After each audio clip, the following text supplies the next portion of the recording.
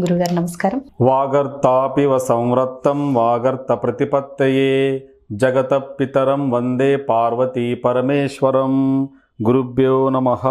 నమస్కారము. గురుగారు, అసలు నిజంగా వశీకరణం చేస్తారా?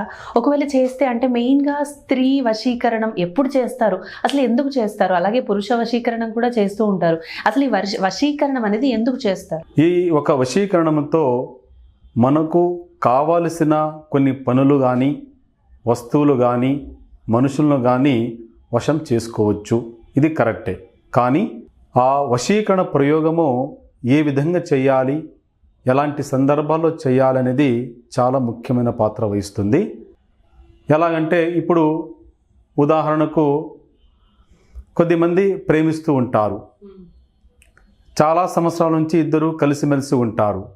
అలాంటి సమయాల్లో అమ్మాయి అయినా లేదా అబ్బాయి అయినా సడన్లీగా మారుతూ ఉంటారు. వారు ఎందుకు మారారో అర్థము కాదు, సరైన ఒక కారణము చెప్పరు. అమ్మాయి అయినా అబ్బాయి అయినా హానెస్ట్గా ప్రేమించే వాళ్ళు ఈ విధమైన మనము ఈ ఒక వశీకరణ ప్రయోగం చేయడం వల్ల వారికి ఉన్న సమస్యని పరిష్కరించుకోవచ్చు.